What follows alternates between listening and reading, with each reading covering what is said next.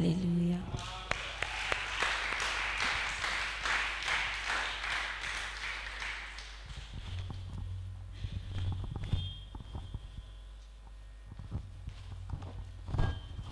Wow, alléluia. Est-ce que nous pouvons encore faire des acclamations pour le roi des rois? Tu es si beau, tu es si merveilleux. Mon Jésus, je t'aime tellement. Alléluia. Est-ce que tu peux dire à ton voisin ou à ta voisine, voisin? Nous sommes arrivés au moment de la parole. Alléluia. Vous savez, souvent, on peut manger la nourriture de d'autres personnes, mais la nourriture de maman est toujours spéciale. Ou bien, c'est la nourriture de maman qui fait grossir. Ou bien, la nourriture de Dieu ne fait pas grossir. Et par la grâce de Dieu, ce matin, maman est dans la maison. Alléluia. Oh, je ne sens pas ton excitation. Je dis, maman est dans la maison et elle est prête à nous servir de la bonne nourriture. Alléluia. Le matin, je disais que la parole de Dieu déclare dans le livre de Actes, chapitre 10, verset 38.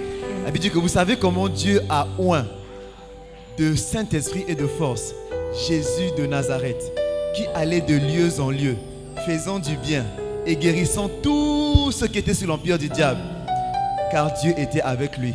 Et par la grâce de Dieu, nous avons la grâce d'avoir une maman qui a un ministère international comme celui de Jésus-Christ. Alléluia. La semaine passée, elle était au Togo. Elle a béni le peuple du Togo. Elle était au Bénin. Elle a béni le peuple du Bénin. Et aujourd'hui, par la grâce de Dieu, elle est à Accra dans la belle église. Alléluia.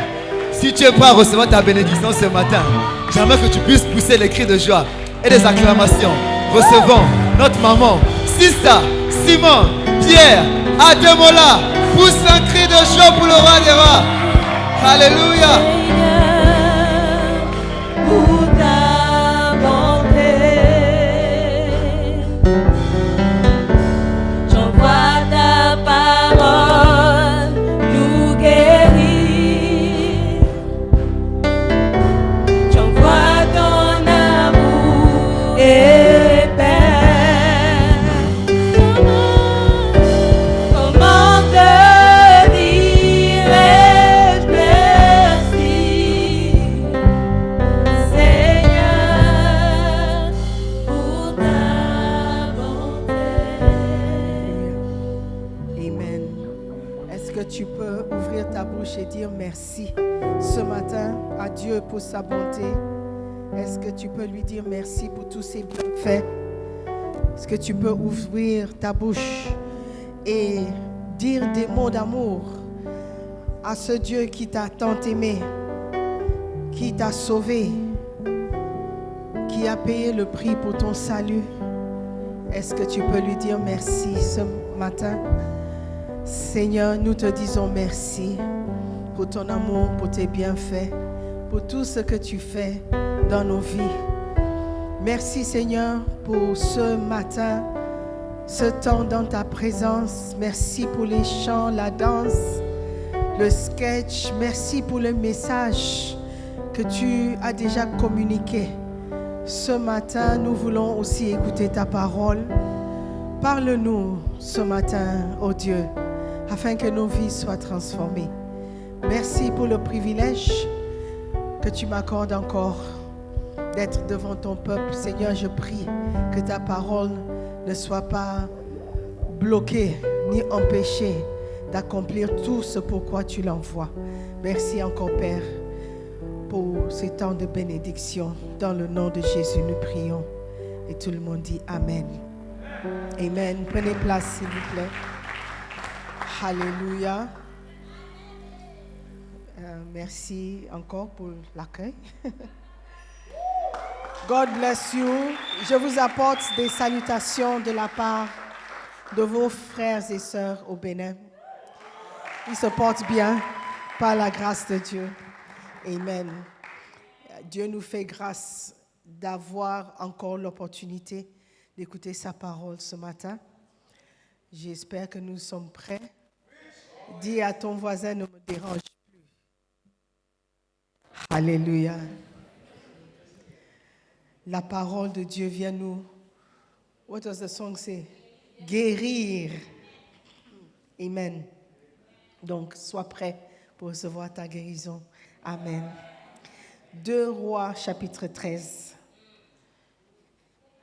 le verset 14 jusqu'au verset 20.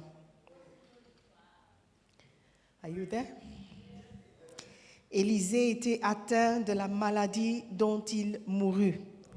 Et Joas, roi d'Israël, descendit vers lui, pleura sur son visage et dit, mon père, char d'Israël et sa cavalerie. Élisée lui dit, prends un arc et des flèches. Et il prit un arc et des flèches. Puis Élisée dit au roi d'Israël, bande l'arc avec ta main. Et quand il l'eut bandé de sa main, Élisée mit ses mains sur les mains du roi et il dit, ouvre la fenêtre à l'Orient. Et il l'ouvrit. Élisée dit, tire. Et il tira. Élisée dit, c'est une flèche de délivrance de la part de l'Éternel, une flèche de délivrance contre les Syriens. Tu battras les Syriens à Aphek jusqu'à leur extermination. Élisée dit encore, prends les flèches. Et il les prit. Élisée dit au roi d'Israël, frappe contre terre. Et il frappa 3 fois et s'arrêta. L'homme de Dieu s'irrita contre lui et dit, il fallait frapper 5 ou 6 fois, alors tu aurais battu les Syriens jusqu'à leur extermination. Maintenant, tu les battras 3 fois. Élisée mourut et on l'enterra. L'année suivante, des troupes de Moabites pénétrèrent dans le pays. Amen. La Bible nous parle d'un roi nommé Joas, un roi qui était soumis au prophète. Parce que quand le prophète l'a appelé, il est venu. Quand le prophète lui demanda de faire quelque chose, il le faisait, n'est-ce pas? Donc, normalement, on dirait que c'est un roi assez spirituel, un homme soumis au prophète, soumis à l'homme de Dieu. Mais quand tu lis cette histoire, il y a quelque chose qui paraît un peu bizarre. Au début, quand il a demandé au roi, prends l'arc et les flèches, le roi a obéi. Un roi humble. Ce n'est pas tout le monde qui est bien placé ou qui a de l'argent qui est aussi humble, n'est-ce pas? Imagine quand tu reçois ton western, tu n'aimes pas recevoir les instructions. Tu deviens indépendant. C'est quand tu es fauché que tu es humble. Mais le roi a accepté. Il a pleuré, il a dit « mon père ». Il a traité l'homme de Dieu comme père. Aujourd'hui, quand les gens appellent leur pasteur « papa », les gens sont fâchés. Ça date depuis. Alléluia. Élisée lui dit « prends l'arc et les flèches ». Il a pris. Il dit « tourne-toi vers l'Orient », c'est-à-dire vers l'Est. Il l'a fait. Il a dit « tire les flèches ». Il a obéi. Normalement, il n'y a pas de problème. Il continue. Samuel dit « maintenant, prends les flèches et tape. Frappe la terre. » L'homme de Dieu n'a pas dit combien de fois il fallait frapper. Il a juste dit frappe. Et le roi a obéi, apparemment. Et il a frappé 3 fois. Mais lisons ce que la Bible nous dit. L'homme de Dieu s'irrita contre lui. C'est le verset, which one? 18, 19. Il fallait frapper 5 ou 6 fois. Alors, tu aurais battu les Syriens jusqu'à leur extermination. Le roi n'a pas dit, mais tu ne m'as pas dit combien de fois il fallait frapper? Mais il fallait me dire, pourquoi maintenant tu es fâché? Il n'a pas parlé. Mais l'homme de Dieu était irrité contre lui. Pourquoi? Parce qu'il n'a pas frappé plusieurs fois. Il n'a pas frappé assez. Pourquoi le roi n'a pas demandé au prophète, combien de fois est-ce que tu veux que je frappe? Ou est-ce que je peux m'arrêter maintenant? Il n'a rien demandé, il a juste pris la décision de frapper 3 fois. Malheureusement pour lui, les 3 fois n'étaient pas suffisants. Parfois, on nous demande de faire quelque chose dans la maison de Dieu. On sert Dieu. Vous êtes ici parce que vous croyez en Dieu, normalement. Mais quand on vous demande de faire quelque chose, parfois vous prenez vos propres décisions concernant ce que vous devez faire et comment vous devez le faire. Parfois, il faut juste demander, poser 1 ou 2 questions. Est-ce que ce que je fais est bon? Est-ce que je peux continuer? Est-ce que je peux m'arrêter? Ce que je fais, ça t'arrange? Is everything okay? Why is he hiding in the corner? Donc parfois, il faut juste demander à quelqu'un si je suis sur la bonne voie. Est-ce que je fais ce que je fais? Est-ce que c'est correct? Mon bassin, est-ce qu'il y a quelque chose que je peux faire du mieux? Est-ce que je peux faire un peu plus? C'est la question que le roi Joas n'a pas posée comme question. Est-ce que je devrais faire un peu plus? Ce matin, je veux nous encourager à faire un peu plus pour le Seigneur. Le livre s'intitule « Ne peux-tu pas faire un peu plus ?» Demande à ton voisin, est-ce que tu peux faire un peu plus? Consola, est-ce que tu peux faire un peu plus? Tu peux juste demander à ton berger, est-ce qu'il y a quelque chose d'autre que tu veux que je fasse? Est-ce qu'il y a autre chose que je peux faire pour aider? Mais très souvent, on est satisfait de ce que nous faisons et on ne veut pas faire plus. Le roi a obéi et il était satisfait de ce qu'il avait fait. Il a frappé 3 fois. Pour lui, c'était bon. Il n'a pas frappé 1 fois. Le monsieur a dit frappe. Il n'a pas dit 1, 2 ou 3. Moi, j'ai décidé de frapper 3. Maintenant, tu es fâché. Ce n'est pas juste. Parfois, Dieu nous laisse pas de décision, mais cette liberté de le servir pour voir ce que nous allons faire et comment nous allons le faire. Avec quel cœur tu vas le faire? Avec quelle attitude tu vas le faire? Amen. Quand le roi a frappé, il croyait qu'il avait obéi. Il croyait qu'il avait fait le nécessaire. Mais le prophète était irrité. C'est le mot. Irrité. Pourquoi tu n'as pas fait plus? Pourquoi tu n'as pas tapé plus? Si tu avais fait un peu plus d'efforts, ton résultat serait meilleur. Tu aurais détruit l'ennemi complètement. Mais là, tu vas le battre, mais tu ne vas pas le détruire complètement. Pourquoi? Parce que tu n'as pas fait un petit effort de plus. Amen. Alléluia. Donc aujourd'hui, nous allons juste lire un peu pour voir comment nous pouvons faire un peu plus d'efforts pour pouvoir réussir dans ce que nous faisons. Amen. The sound is funny. Amen. But we are blessed. Hallelujah. OK, donc le roi Joas est un exemple d'une personne qui aurait pu faire plus et se surpasser. Quelle différence y a-t-il entre frapper la terre 3 fois et frapper 5 fois?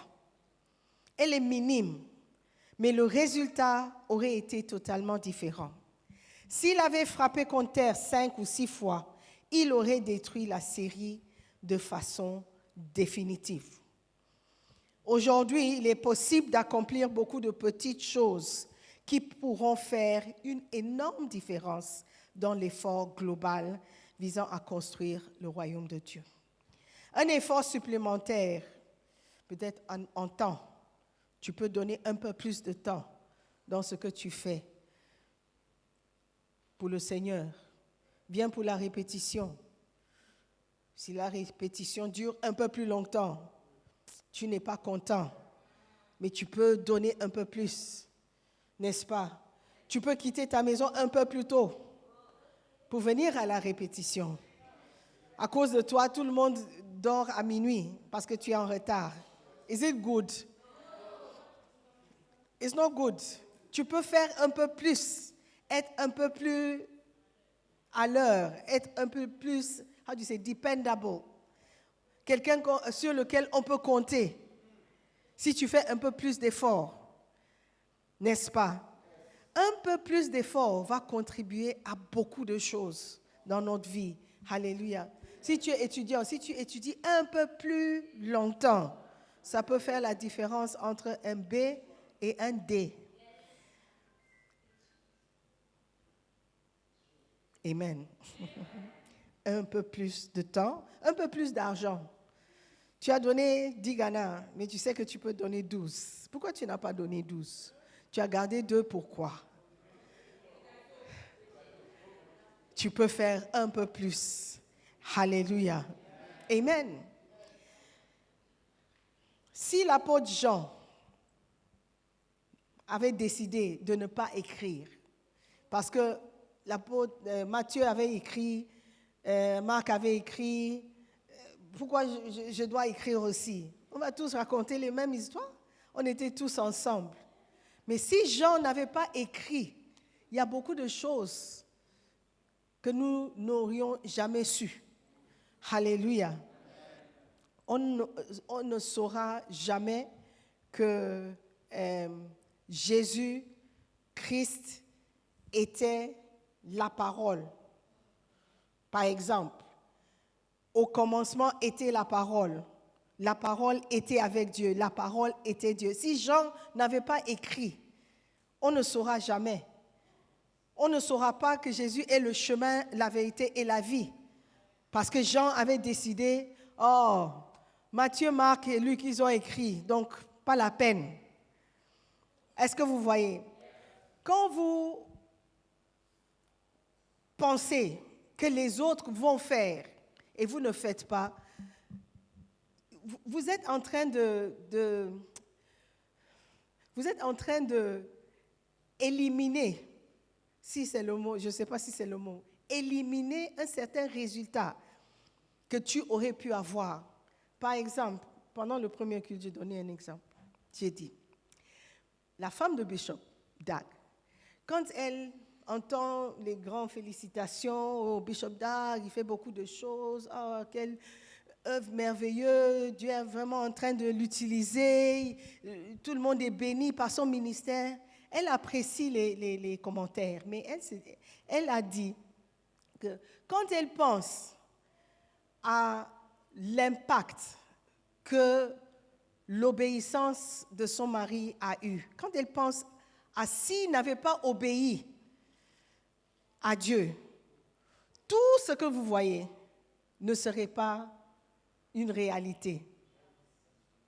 Est-ce que vous voyez? Mais vous ne saurez jamais l'impact de votre désobéissance si vous ne voyez pas l'impact de votre obéissance.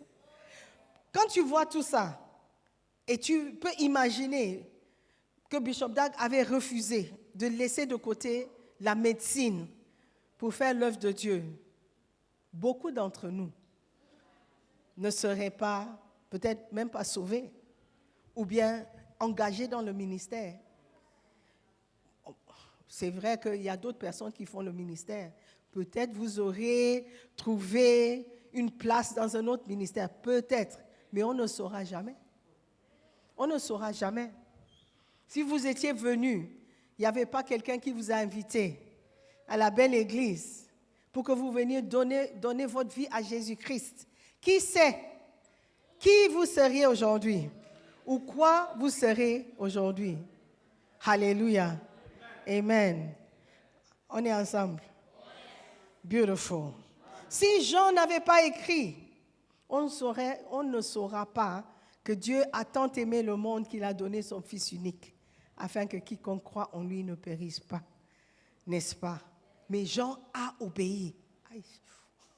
Il a obéi et il a fait un peu plus. Il a écrit ce que les autres n'ont pas écrit. C'est la même chose avec Luc. Luc aurait pu dire, moi je suis médecin. Je fais quoi écrire? Qu'est-ce que je fais avec... les gens sont en train d'écrire. Qu'est-ce que moi j'ai à ajouter? Mais Luc aussi a écrit, malgré le fait que les autres faisaient. Amen. Tu peux faire un bassin même si les autres font. Tu peux évangéliser même si les autres font. Alléluia. Vous devez faire votre part et vous devez faire un peu plus. Parce que le peu de plus que vous faites va déterminer le résultat. Amen. L'apôtre Luc, il nous a raconté l'histoire de Lazare. Lazare est l'homme riche. S'il n'avait pas écrit, on ne saura pas que l'homme étant mort, vit toujours par son esprit. Parce que c'est là où on a appris que le riche, quand il est mort, il est descendu en enfer. Et il était dans les tourments. C'est ce que la Bible nous dit. Et il leva les yeux, il a vu Lazare. Mais Lazare était mort. Le corps de Lazare a été enterré. Mais comment est-ce qu'il a reconnu Lazare? Parce que l'esprit, qui est la vraie personne, vit toujours. C'est là où on a appris ça. Mais si Luc avait décidé, oh non, les autres ont écrit, ou quelqu'un va écrire, on ne saura pas. Amen. Qu'est-ce que tu dois faire, toi, et tu ne fais pas parce que tu penses que les autres sont en train de faire? Qu'est-ce que tu devrais faire de plus que tu négliges parce que tu crois que les autres sont en train de faire? Alléluia. Amen. Luc nous a raconté aussi l'histoire du fils prodigue.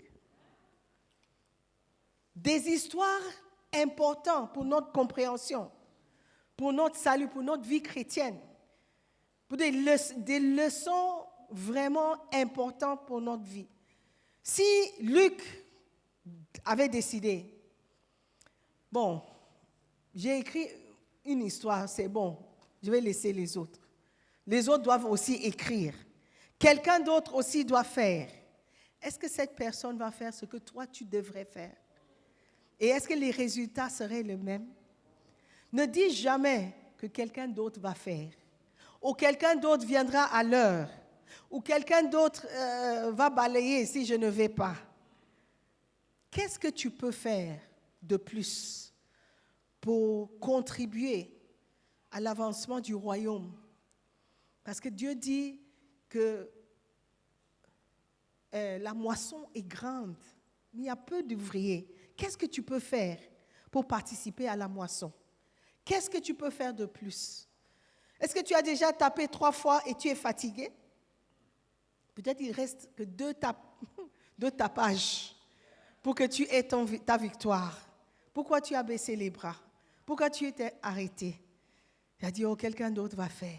J'ai déjà évangélisé. J'ai évangélisé depuis 10 heures. Il est presque 16 heures. J'ai faim. Quelqu'un d'autre va faire. Peut-être il y a une seule personne qui attend ta parole, un mot venant de toi. Alléluia. Amen. Je ne dis pas qu'il faut sortir le matin pour rentrer le soir. Mais si tu peux, pourquoi pas? Isn't it? Alléluia. Je crois que Dieu envoie un avertissement à la génération actuelle. Prenez garde de ne pas vous reposer alors que vous devriez travailler. Prenez garde de ne pas vous glorifier lorsque votre travail n'est pas terminé. Alléluia. Dieu nous pose une question. Ne peux-tu pas faire ou fournir un effort supplémentaire dans ce que tu fais? Drama, ne peux-tu pas faire un effort supplémentaire? Qu'est-ce que tu peux faire de plus? Qu'est-ce que tu peux faire, la chorale, de plus pour améliorer la chorale, améliorer le travail de la chorale? Dis, LP va faire. Mais quelle est ta contribution? Quel est le plus que tu peux ajouter à l'œuvre de la chorale pour améliorer. Bacenta leader, qu'est-ce que tu peux faire de plus pour aider ton pasteur? Comment est-ce que tu dis, oh, je m'occupe de mon Bacenta, mais tu peux aussi aider les autres Bacenta parce que tu as trouvé une astuce. Comment tu fais pour garder les membres? Tu peux aider quelqu'un? Qu'est-ce que tu peux faire de plus en tant que servant ou serviteur de Dieu? Alléluia. Il y a toujours un peu plus que nous pouvons faire. Amen. Amen. Un effort supplémentaire fera une grande différence dans l'œuvre de Dieu. Amen. Beautiful. Une fois qu'un homme a de l'argent, il pense que I'm okay. Une fois qu'il a une maison, il dit c'est bon. Mais qu'est-ce qui t'empêche d'avoir 2 maisons? Qu'est-ce qui t'empêche d'avoir plus d'argent? Rien. Mais quand il s'agit du travail de Dieu, tout d'un coup, le petit effort que nous fournissons, ça suffit. Mais quand il s'agit de notre poche, on est toujours prêt à fournir un peu plus d'efforts. Et qui va faire le travail de Dieu? Quelqu'un d'autre. Quelqu'un d'autre. Mais peut-être toi, tu devais frapper juste 2 fois plus fort. Tu devais ajouter 2 choses. Tu devais évangéliser encore 2 personnes. Tu devais commencer peut-être 2 Bacenta. Je ne sais pas ce que Dieu t'a demandé de faire. Mais la question est, ne peux-tu pas faire un peu plus? Est-ce que tu ne peux pas contribuer un peu plus? Est-ce que tu ne peux pas faire un peu plus d'efforts? Dans les Dancing Stars, peut-être il y a des idées que tu peux apporter. Are the Dancing Stars there? How many of you are there? Where are all those others who danced? They've gone.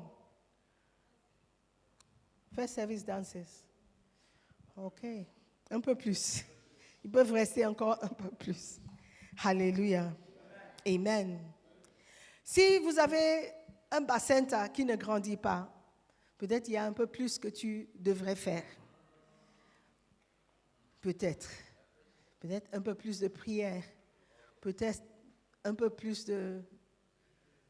d'évangélisation. Peut-être passer un peu plus de temps dans la parole. Peut-être être un peu plus approfondi dans ce que tu enseignes. Est-ce qu'il y a quelque chose que tu peux faire de plus? Alléluia. Bishop dit dans son livre, cette génération de ministres est responsable du déclin de l'Église. Notre génération de ministres a l'esprit laodicien de complaisance. Cet esprit parle aujourd'hui et dit, je suis riche, je me suis enrichi, je n'ai besoin de rien. Oh, mon église n'est pas vide. Ah, on a de quoi payer les factures, donc ça va. Mais ça n'est pas une bonne attitude pour un ministre, pour un homme de Dieu, pour un chrétien. Dieu dit, je veux que ma maison soit remplie. Quelle est la contribution que toi, tu fournis à cette remplissance pour que l'église soit remplie? Ne peux-tu pas faire un peu plus pour remplir l'église? Marc. Alléluia.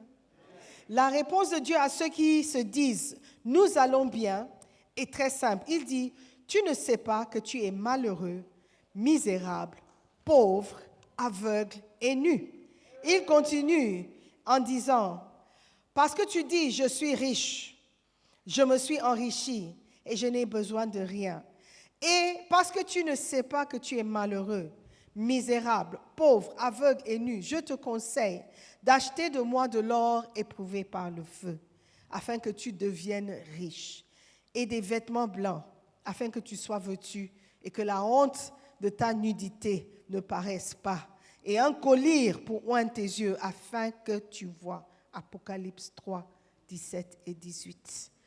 Alléluia. Tu penses que tu es OK, mais Dieu ne te voit pas comme étant OK. Et cela arrive souvent quand on se compare aux autres. Au moins, moi, je fais ceci. Au moins, je suis dans la chorale. Il y a d'autres qui ne sont pas dans un ministère. Mais peut-être Dieu ne leur a pas encore demandé. Mais puisque toi, tu es dans la chorale, qu'est-ce que tu peux faire de plus? Ne te compare pas à quelqu'un, parce que ton jugement sera différent de cette personne. Amen. Vous constatez qu'il y a toujours un effort supplémentaire à fournir. Il n'est pas nécessaire de rester inactif et de dire « je suis riche, je n'ai besoin de rien ». Vous avez besoin de quelque chose. Vous n'êtes pas aussi riche, aussi stable et en sécurité que vous le croyez. Alléluia. Le roi Joas croyait qu'avec 3 frappes, la guerre était terminée, il était vainqueur. Donc il a arrêté. Mais il fallait continuer. Il fallait demander, il fallait chercher à faire un peu plus. Amen. Jusqu'à ce que vous soyez dans votre tombe, en frappant sur les planches de bois de votre cercueil, il y a toujours un effort supplémentaire à faire pour Dieu. Ne pouvez-vous pas gagner quelques âmes de plus, même si vous avez déjà gagné beaucoup d'âmes pour le Seigneur? Je sais que vous avez déjà construit une église, peut-être. Ne pouvez-vous pas implanter une autre église? Pourquoi ne pas en faire un peu plus? Je sais que vous avez organisé des croisades et des campagnes pour Jésus, mais vous ne pouvez pas faire un peu plus? Vous pouvez, par exemple, organiser 1 ou 2 croisades supplémentaires. Au lieu de vous reposer maintenant, pourquoi ne pas vous reposer plus tard? Amen. Peut-être Dieu va t'utiliser à écrire des livres. Pourquoi écrire un seul livre? Pourquoi ne pas écrire 2, 3, 4? Pourquoi pas? Alléluia. Tu as commencé un bassin. Pourquoi ne pas aider quelqu'un à aussi commencer un bassin? Parce que tu sais comment faire. Alléluia. Vous dormez?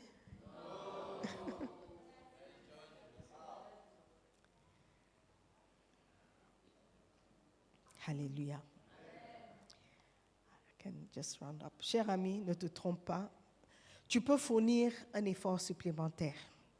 Si tu rends visite à un pasteur dont le ministère échoue et dans la décadence, tu découvriras qu'il peut fournir un effort supplémentaire, contrairement à ce qu'il fait actuellement. Alléluia. Un berger, un bassin leader, si ton ministère ne marche pas, peut-être il y a un petit effort que tu n'as pas encore fourni. Peut-être il y a un peu plus que tu peux faire. Cher chrétien, peut-être ta marche est difficile, ta marche chrétienne, tu te bats. Est-ce qu'il n'y a pas un effort que tu peux fournir? Peut-être un effort de changer tes amis qui t'influencent. Est-ce qu'il n'y a pas un effort que tu peux fournir pour arrêter cette relation avec cet homme qui est déjà marié et qui a des enfants de ton âge? Est-ce qu'il n'y a pas un effort que tu peux fournir pour arrêter de mentir aux parents pour avoir plus d'argent? Est-ce qu'il n'y a pas un peu plus d'efforts que tu peux faire? Dis, oh, Sister Simone, tu sais, si je ne fais pas ça, je n'aurai pas d'argent. Ma vie en dépend. Est-ce qu'il n'y a pas un peu plus d'efforts que tu peux fournir à être honnête, à être sincère, à être vrai? Dieu nous regarde et il demande, est-ce qu'il n'y a pas un peu plus que tu peux faire? Alors que tu viens à l'église le dimanche et puis tu rentres, tu es sûr qu'il n'y a pas plus que tu peux faire? Tu es sûr que tu ne peux pas rester un peu plus longtemps pour recevoir une instruction, pour aller à l'école de dimanche, à l'école laïque? Tu es sûr que tu ne peux pas faire l'école de la parole pour apprendre quelques versets qui vont t'aider à marcher une vie victorieuse? Est-ce que tu es sûr que tu ne peux pas devenir un berger? Tu es sûr que tu ne peux pas passer l'examen? Tu es sûr? quel est l'effort que tu fournis? Quel est le petit plus que tu peux faire pour que ton nom, alors que les noms seront appelés quand ils viennent, oh, Simone, oh, wow, Simone, ouais, Simone, ah, Simone, come. Bravo, well done, good and faithful servant. Ça serait bien. Simone qui? Oh, what did she do? She could have done more. Il ne faut pas qu'on arrive là-bas avec des regrets, des pleurs et des grincements de dents. Oh, si j'avais su. Oh, si j'avais écouté la dame là, j'allais faire un peu plus. J'allais chanter un peu plus fort. J'allais être un peu plus régulier aux répétitions. J'allais participer un peu plus dans les groupes de Bacenta. J'allais faire mieux mon travail. J'allais être plus rapide si j'avais su. Frères et sœurs, qu'il ne soit pas de notre histoire, qu'on dise de nous, il n'a pas fait assez. Il aurait pu faire plus. Alléluia. Alors que nous sommes vivants, faisons le maximum. Faisons tout le nécessaire pour être considérés comme un travailleur bon et fidèle. Alléluia. Levez-vous.